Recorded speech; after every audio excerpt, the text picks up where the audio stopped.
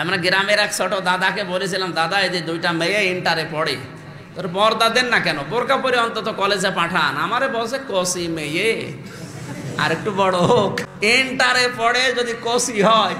ও আবার একজন মহিলার জন্য পর্দা হচ্ছে হাতের কবজি, মুখমণ্ডল আর পায়ের পাতা বাঁধ দিয়ে পুরা শরীর ঢেকে রাখা লাগবে। আর এটা করার জন্য সর্বোত্তম পোশাক হচ্ছে সালোয়ার কামিজ, শাড়ি দিয়ে এটা হয় না। এই জন্য মেয়েরা যারা এসেছেন যে বয়সেরই হন, আপনি সালোয়ার কামিজ পরা আরম্ভ করেন, এরপরে নিচে সায়া, এরপরে ব্লাউজ থাকবে, আর বড় একটা ওড়না দিয়ে আপনার মাথাটা আর বুকটা শরীরটা ঢেকে রাখবেন। তাহলে হঠাৎ করে কোনো পরপুরুষের সামনে যদি 14 জনের বাইরে কারো সামনে পড়েও যান, পর্দার মতো ফরজ বিধান আপনার লঙ্ঘন হবে। কথা বুঝতেছে?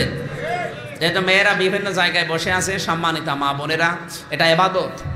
আপনি এতদিন জানতেন না যে পর্দা করা লাগে, এখন জানলে। আপনার মেয়ে ক্লাস 10-এ পড়ে, কিসে?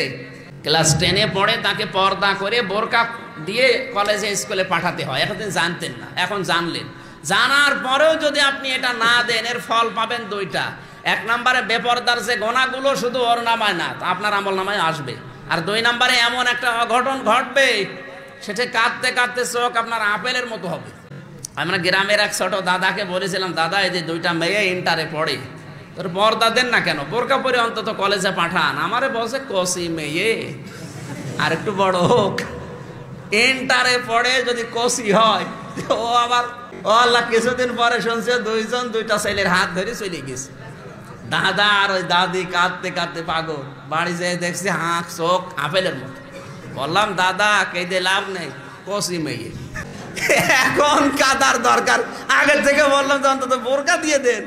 আপনি যেভাবে পাঠান, এইভাবে পাঠালে ও আর কষি থাকে না। এতদিন জানতেন না যে পর্দা করা লাগে, এখন জানলেন। কিন্তু আপনার যুবতী মেয়েকে কলেজে স্কুলে পাঠাতে হলে অবশ্যই আপনি বোরকার মতো ফরজ এই বিধান তাকে দেওয়া লাগবে। এই যে আল্লাহর বিধান জানার পরে যারা মেনে নেয়, এই দুইটা শর্ত মানবে কখন? মিন ক্বাবলি আইয়াতিয়াকুমুল আযাবু সুম্মা লা তুনসারুন। ওই আযাব আসার পূর্বে, যখন আর তোদেরকে সাহায্য করা হবে না, জিনাইদাবাসী মানুষকে সাহায্য করা হবে না মরণের সময়। কখন? আর মরণ কখন আসবে এর গ্যারান্টি নাকি 21 সালে আসবে? না, কোনো গ্যারান্টি না। আপনি বসে আছেন, দাঁড়াতেও পারবেন না। সুতরাং তওবা করা লাগবে কি 2 বছর পরে, না এখন? এক্ষুনি। আর তওবা মানে আস্তাগফিরুল্লাহ বলেন।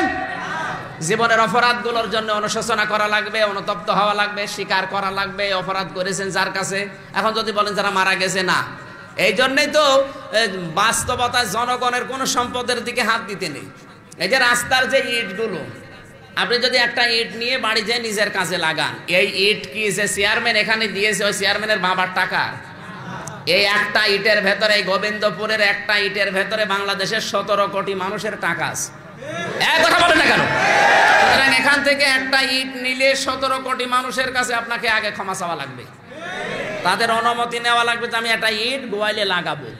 একটা ইট আমি রাস্তা থেকে চুরি করে নিয়ে যাচ্ছি, আমি গোয়ালে দেব, আপনারা আমারে মাফ করেন। এখন যদি দেখেন যে 17 কোটির ভেতরে অন্তত 50,000 মানুষ মরে গেছে, তাহলে তাদের কাছে আপনি মাফ চাবেন কি করে? সুতরাং আপনার তাওবা কবুল হচ্ছে না। এই জন্য আল্লাহর কাছে অপরাধ করলে ওইটা মাফ পাওয়া সহজ।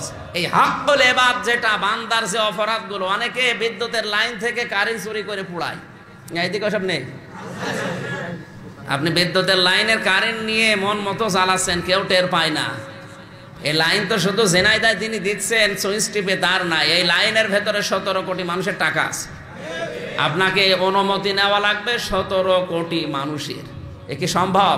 তওবাটা যে কি আমরা অনেকে জানি না। খালি পীরের কাছে যায়, আস্তাগফিরুল্লাহ পড়িয়ে দেয়, আর চামড়ার মুখ দিয়ে পড়ে ফেলে। অত সহজ তওবা